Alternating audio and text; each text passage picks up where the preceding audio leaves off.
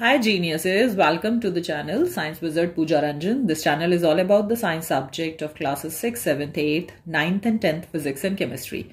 If you are new to my channel, you can subscribe to the channel for more science videos, and if you like the explanation, then please press the like button and you can share this video with your friends, family and the classmates.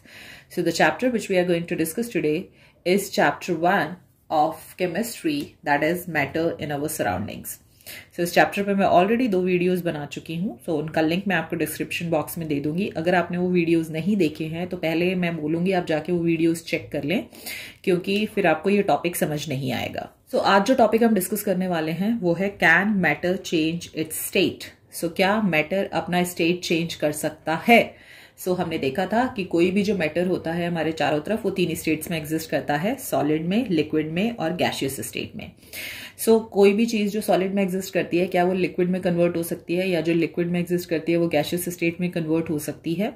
सो अगर इसका बहुत ही simple example देखा जाए तो वो है water, क्योंकि water एक ऐसा सब्सटेंस है जो कि तीनों स्टेट्स में इजीली एग्जिस्ट करता है. अगर सॉलिड स्टेट में बात करें तो जो वाटर है वो आइस के फॉर्म में एग्जिस्ट करता है, लिक्विड स्टेट में वाटर एज अ वाटर ही एग्जिस्ट करता है, और गैसियस स्टेट में वाटर एग्जिस्ट करता है in the form of a water vapour. मतलब कि जब भी आप पानी को गर्म करते हैं ना तो उसमें से वो जो स्टीम निकलती है उसको हम वाटर वेपर कहते हैं. अब क्वेश्चन ये उठता है कि ये जो सॉलिड है मतलब आइस कैसे लिक्विड में कन्वर्ट होता है और जो पानी है वो कैसे वेपर में कन्वर्ट होता है, और एग्जैक्टली होता क्या है कि ये चेंज ऑफ स्टेट अकर करता है. सो सबसे पहली चीज हम देखेंगे कि जो आइस है वो वाटर में कैसे कन्वर्ट होता है. तो पहली चीज कि जब भी हम टेम्परेचर को इंक्रीज करते हैं, ठीक है, अब किसी का भी टेम्परेचर इंक्रीज करो, सॉलिड का, लिक्विड का या गैस का, तो यहाँ पे क्योंकि हम आइस की बात कर रहे हैं तो that is in the solid state. So जब भी हम कोई भी सब्सटेंस जो कि सॉलिड स्टेट में एग्जिस्ट करता है, फॉर एग्जांपल आइस, उसके टेम्परेचर को इंक्रीज करते हैं तो जो काइनेटिक एनर्जी होता है पार्टिकल का वो इंक्रीज हो जाता है. सो ये फ्लो चार्ट है, ये आपको इजिली समझने में मदद करेगा. सो आपने ये देखा होगा कि जब भी आप पानी को फ्रीजर में रखते हैं ना तो वो बर्फ बन जाता है, और जैसे ही फ्रीजर से बाहर निकाल के रूम टेम्परेचर पे रखते हो तो वो वाटर बन जाता है. तो इसका मतलब कि जो आइस है वो पानी में कन्वर्ट हो जाता है. सो जब फ्रीजर में रखते हो तो वहां पे टेम्परेचर होता है 0 डिग्री सेल्सियस, और जो रूम टेम्परेचर होता है वो होता है तुम्हारा अराउंड 28 डिग्री सेल्सियस. मैं एक एग्जाम्पल लेके चल रही हूँ, गर्मियां आ रही हैं तो और बढ़ सकता है. होता क्या है कि फ्रीजर का टेम्परेचर 0 है, रूम का टेम्परेचर 28 है. तो जैसे ही फ्रीजर में से बाहर निकलते हो तो टेम्परेचर क्या हो रहा है, इंक्रीज हो रहा है. अब टेम्परेचर के इंक्रीज होने से क्या होता है कि वहां पर जो पार्टिकल होते हैं ऑफ द सॉलिड सब्सटेंस, जो कि यहां पर क्या है, आइस है, ठीक है. जो पार्टिकल होंगे आइस के वो हीट एनर्जी गेन करेंगे, और जैसे ही वो हीट एनर्जी गेन करेंगे तो जब भी मॉलिक्यूल्स को हीट एनर्जी गेन करते हैं तो उनको एनर्जी मिल जाती है एंड दे स्टार्ट वाइब्रेटिंग, ठीक है. तो जब वो वाइब्रेट करेंगे तो वाइब्रेट का मतलब होता है टू एंड फ्रो मोशन, आगे पीछे आगे पीछे आगे पीछे. अब क्या होगा, मॉलिक्यूल्स जो हैं वो एक दूसरे से टकराने लगेंगे. तो यहां पर क्या हो रहा है, क्योंकि जो मूवमेंट है मॉलिक्यूल्स का इंक्रीज हो रहा है, तो हमने देखा है कि कोई भी बॉडी जो कि मोशन में होती है उसमें काइनेटिक एनर्जी होती है. यहां पे जो पार्टिकल्स हैं वो मोशन में आ गए हैं due to the gain of the heat energy, तो उसके कारण जो काइनेटिक एनर्जी है पार्टिकल का वो बढ़ गया है, ठीक है. अब उसके कारण क्या हो रहा है कि जो पार्टिकल्स हैं वो आगे पीछे बहुत फोर्स से मूव कर रहे हैं. इसके कारण क्या होता है कि जो पार्टिकल्स हैं वो ओवरकम कर जाते हैं वो जो फोर्स ऑफ अट्रैक्शन होता है of the particles in the solid. Solid के केस में क्या होता है, जो पार्टिकल्स होते हैं वो बहुत ज्यादा टाइटली पैक्ड होते हैं. क्यों? क्योंकि फोर्स ऑफ अट्रैक्शन बहुत ज्यादा होता है. हीट एनर्जी गेन करने के बाद यही पार्टिकल मूव करना शुरू कर देते हैं. तो मूवमेंट से क्या होता है कि वो जो फोर्स ऑफ अट्रैक्शन होता है वो उसको ओवरकम कर जाते हैं. तो जब फोर्स ऑफ अट्रैक्शन को ओवरकम कर जाएंगे मतलब पार्टिकल्स अपने फिक्स पोजीशन छोड़ के इधर उधर मूव करना शुरू कर देंगे. उससे कारण क्या होता है कि जो पार्टिकल्स हैं उनके बीच का गैप इंक्रीज हो जाएगा. तो पहले ऐसे थे, अब ऐसे हो गए. मैंने पढ़ाया हुआ है लास्ट वीडियो में कि जब इतना टाइटली पैक्ड होता है तो वो चीज सॉलिड स्टेट में एग्जिस्ट करती है, और जैसे ही उनके बीच में गैप थोड़ा बढ़ जाता है then it exist in the liquid state. जैसे ही ये गैप इंक्रीज हो जाता है पार्टिकल के बीच का तो वो लिक्विड स्टेट में कन्वर्ट हो जाता है, और इसी स्टेज पे जो सॉलिड है वो आपका लिक्विड में कन्वर्ट हो जाता है. So this is how the solid converts into liquid. The process of the conversion of solid into liquid, मतलब solid liquid में convert हो रहा है, उस process को हम melting कहते हैं. और वो जो टेम्परेचर होता है ना, मिनिमम टेम्परेचर जिसपे कि जो सॉलिड है वो मेल्ट होता है और कन्वर्ट होता है लिक्विड स्टेट में at the normal atmospheric pressure, इसी को हम मेल्टिंग पॉइंट कहते हैं। अब यहां पे एक चीज बोलोगे आप कि मैम अभी तो हमने टेम्परेचर पढ़ा था कि टेम्परेचर बढ़ाने से यहां पर जो गैप है उनके बीच का बढ़ जाता है, क्योंकि वो ओवरकम कर जाता है force of attraction between the particles. यहाँ पे एटमॉस्फेरिक प्रेशर का क्या रोल है? तो एटमॉस्फेरिक प्रेशर का यहाँ पे ये रोल है कि मान लो कि ये गैस है, ओके।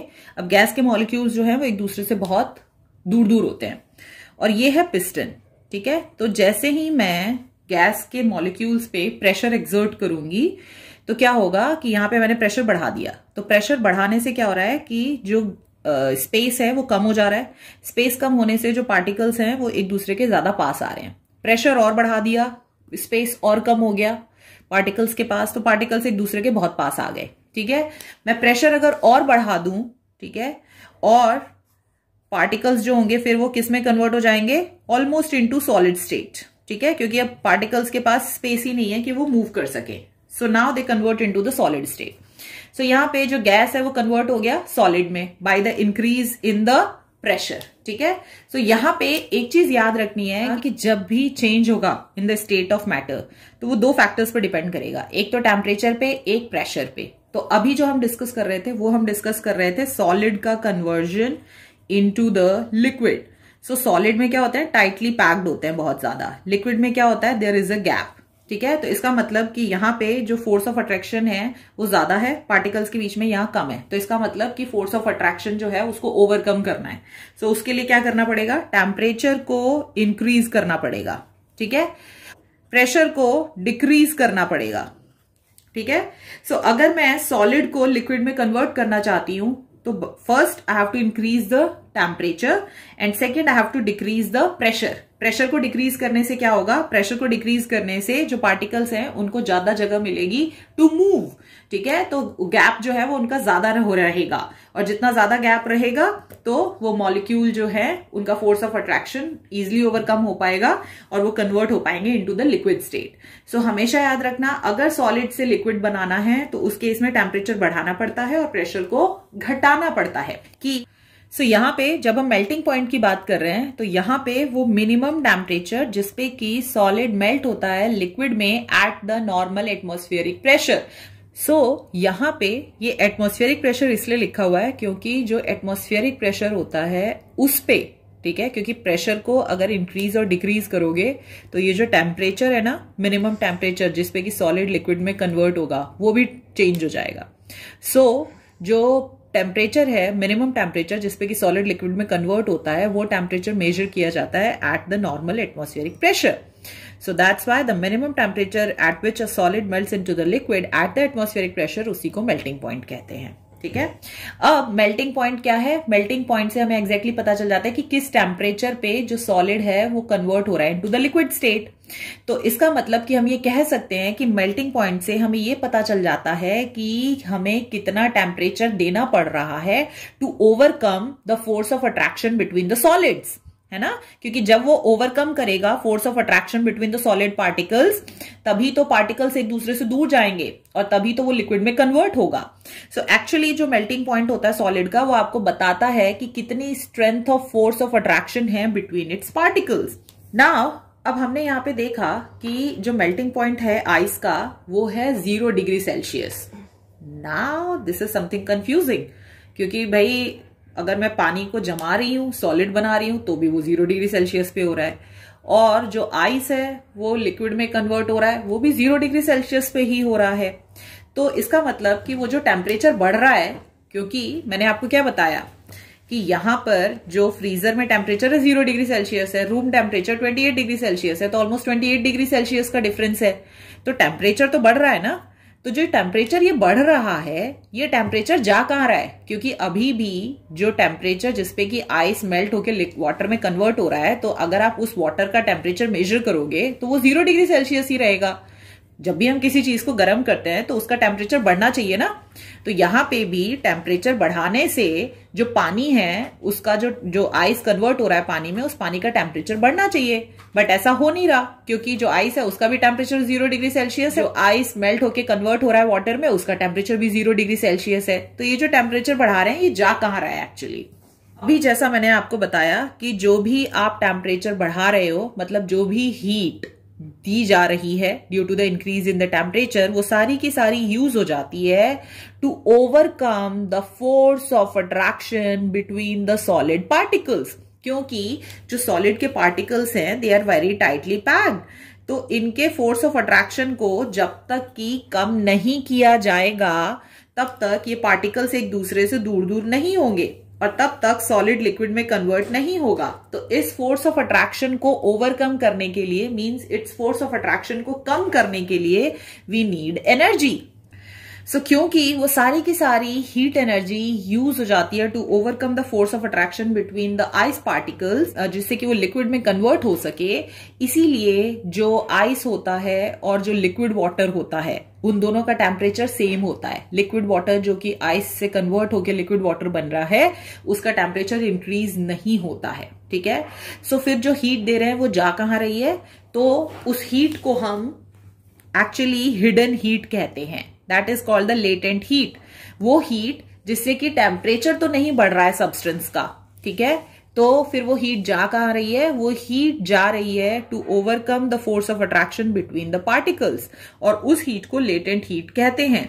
सो जो amount of heat energy require होती है to change the 1 kg of solid into the liquid, okay, so यहां पे जितनी भी हीट लगती है सिर्फ 1 किलो सॉलिड को लिक्विड बनाने में at the atmospheric pressure at its melting point, उसको हम कहते हैं latent heat of fusion. Now this is the very important definition. Fusion मतलब conversion of solid into liquid.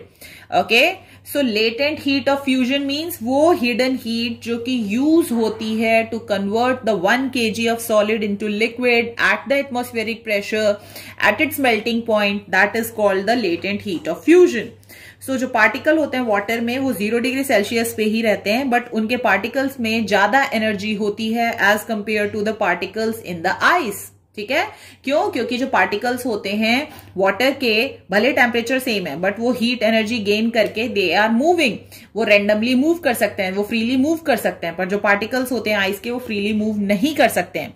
सो इसीलिए वहां पर जो टेम्परेचर है वो इंक्रीज नहीं हो रहा, बट जो पार्टिकल्स हैं उनके बीच का फोर्स ऑफ अट्रैक्शन कम है और पार्टिकल्स इजीली मूव कर सकते हैं, और इसी को ओवरकम करने के लिए हीट एनर्जी यूज हो जाती है।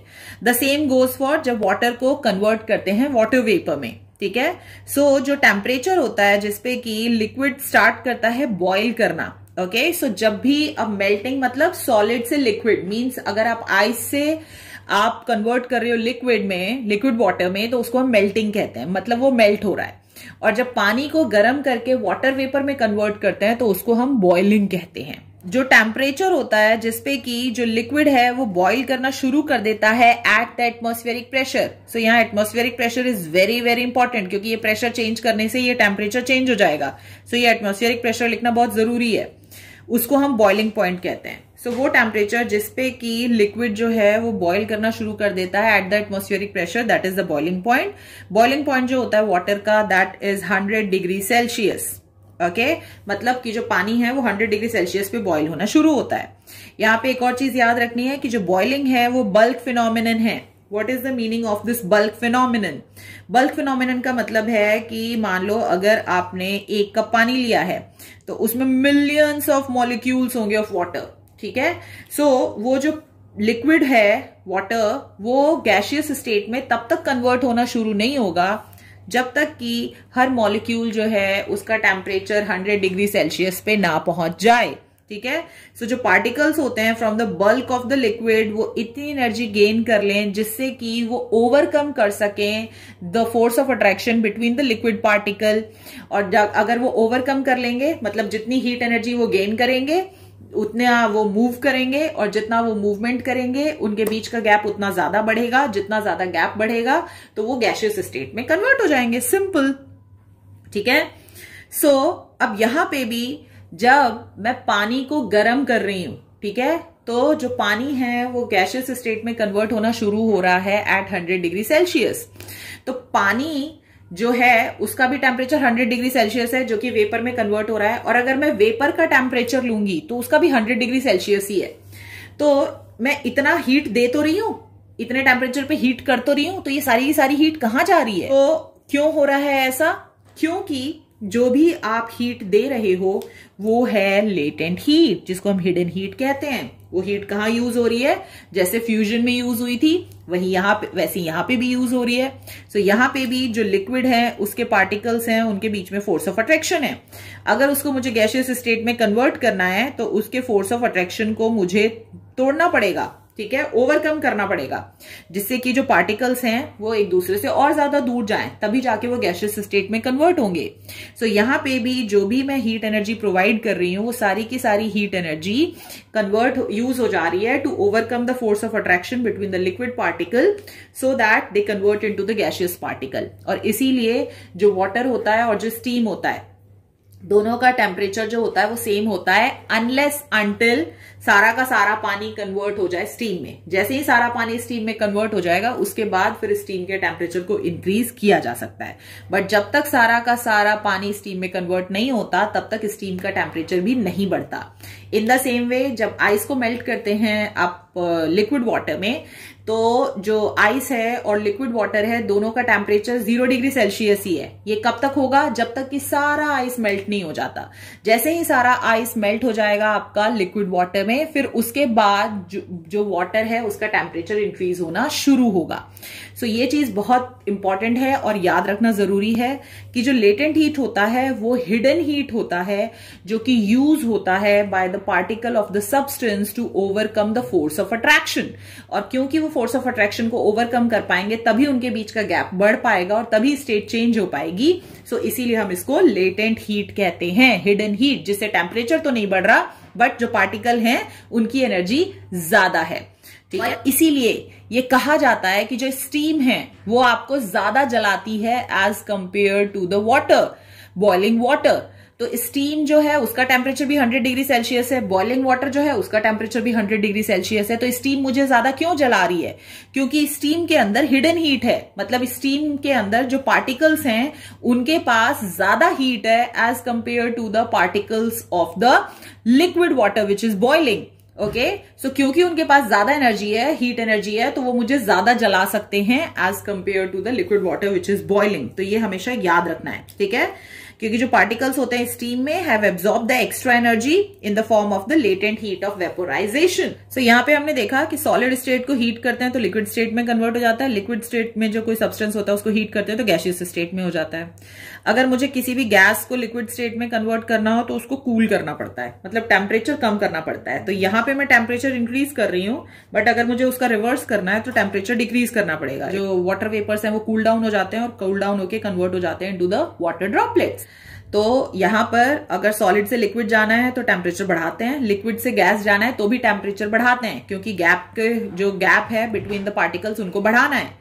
बट अगर मुझे गैस से लिक्विड आना है तो यहाँ पे गैप को कम करना है मुझे, तो उसके लिए मुझे टेम्परेचर कम करना पड़ेगा, ठीक है, और प्रेशर इंक्रीज करना पड़ेगा। अगर मैं एटमॉस्फेरिक प्रेशर की बात कर रही हूं तो eight the normal atmospheric pressure भी दिस कैन बी डन। और लिक्विड से अगर सॉलिड में जाना है तो भी मुझे जो गैप है, ठीक है, जो गैप है उसको कम करना पड़ेगा, तो उसके लिए मुझे टेम्परेचर को कूल करना पड़ता है। सो यहाँ पे हम ऐसे change in state of matter कर सकते हैं। बट यहाँ पे वाटर के केस में हमने देखा कि आइस को पहले लिक्विड में कन्वर्ट करते हैं और फिर उसके बाद उसको गर्म करते हैं तो वो गैस में कन्वर्ट होता है। क्या कोई ऐसा सब्सटेंस है जो कि बिना लिक्विड में कन्वर्ट हुए, क्या कोई ऐसा सॉलिड सब्सटेंस है जो कि बिना लिक्विड में कन्वर्ट हुए सीधा गैसियस स्टेट में कन्वर्ट हो जाए? So yes, change of state directly भी हो सकता है from solid to the gas without changing into the liquid state, और इस प्रोसेस को हम सब्लिमेशन प्रोसेस कहते हैं, जहां पे कि जो सॉलिड है वो डायरेक्टली गैसियस स्टेट में चेंज हो जाता है और जो गैस है वो कन्वर्ट हो जाता है into the solid without changing into the liquid state, ठीक है। सो अगर सॉलिड डायरेक्ट गैस में कन्वर्ट हो रहा है तो उसको सब्लिमेशन कहते हैं, और जो गैस कन्वर्ट हो रहा है डायरेक्टली सॉलिड में उसको हम डिपोजिशन कहते हैं। Now this is very very important. तो हम ये कह रहे हैं कि जब सॉलिड कन्वर्ट होता है लिक्विड में तो उस प्रोसेस को हम फ्यूजन कहते हैं, लिक्विड जब कन्वर्ट होता है गैस में तो उसको वेपोराइजेशन कहते हैं, ठीक है। और अगर लिक्विड को वापस से मैं सॉलिड बना रही हूं तो मैं उसको सॉलिडिफिकेशन कहूंगी, और अगर मैं गैस से लिक्विड बना रही हूं तो उसको कंडेंसेशन कहूंगी। बट अगर सॉलिड से डायरेक्ट गैस बन रहा है तो उसको हम सब्लिमेशन कहते हैं, और गैस से अगर डायरेक्टली सॉलिड बन रहा है without converting into the liquid state उसको हम डिपोजिशन कहते हैं। सो ये जो चार्ट है this is very very important. Solid से लिक्विड में और लिक्विड से गैस में वाटर और आइस और वाटर वेपर का एग्जाम्पल तो हमने देख लिया, ठीक है। अब ये कौन सा सब्सटेंस है जो सीधा सॉलिड से गैस में कन्वर्ट हो जाता है बिना लिक्विड में कन्वर्ट हुए? सो आप सबने देखा होगा कि जब भी पूजा करते हैं ना तो कैम्फर जलाया जाता है, कपूर। ओके, सो जो कैम्फर होता है जैसे ही आप उसको जलाओगे वो सॉलिड स्टेट में होता है, वो लिक्विड में मेल्ट नहीं होता पहले, ठीक है, वो डायरेक्टली गैसियस स्टेट में कन्वर्ट हो जाता है। सो कैम्फर जो होता है वो एक सब्सटेंस है जो कि डायरेक्टली गैसियस स्टेट में कन्वर्ट हो जाता है, मींस वो अंडरगो जाता है सब्लिमेशन प्रोसेस। इसके अलावा नैप्थलीन बॉल्स वुलन क्लॉथ्स में कीड़े ना लग जाएं उसके लिए यूज करते हैं। सो वो नैप्थलीन बॉल जो होता है वो भी अंडरगो जाता है सब्लिमेशन प्रोसेस, वो भी डायरेक्टली सॉलिड से गैसियस स्टेट में कन्वर्ट हो जाता है without converting into the liquid state. एक और सब्सटेंस है जिसको अमोनियम क्लोराइड कहते हैं, ठीक है। तो अमोनियम क्लोराइड जो होता है वो एक सॉल्ट होता है जिसको कि जब आप हीट करते हो तो वो डायरेक्टली कन्वर्ट हो जाता है इनटू द वेपर, ठीक है, और फिर वो वेपर जब कंडेंस होते हैं तो then they again convert into the ammonium chloride. So यहाँ पे जो सॉलिड है वो डायरेक्टली गैस में कन्वर्ट हो रहा है और गैस डायरेक्टली सॉलिड में कन्वर्ट हो रहा है without converting into the liquid stage. So इसको हम सब्लिमेशन प्रोसेस कहते हैं। तो जब जो आपका अमोनियम क्लोराइड है जब वो वेपर में कन्वर्ट हो रहा है तो उस प्रोसेस को सब्लिमेशन कहेंगे, और वही वेपर जब कंडेंस होके अमोनियम क्लोराइड बनके यहाँ पे इकट्ठा होता है तो उसको हम डिपोजिशन कहते हैं। सो ये बहुत इंपॉर्टेंट चीज है, इसको याद रखिएगा। Rest of the topics I will discuss in the next class. Let's meet in the next class.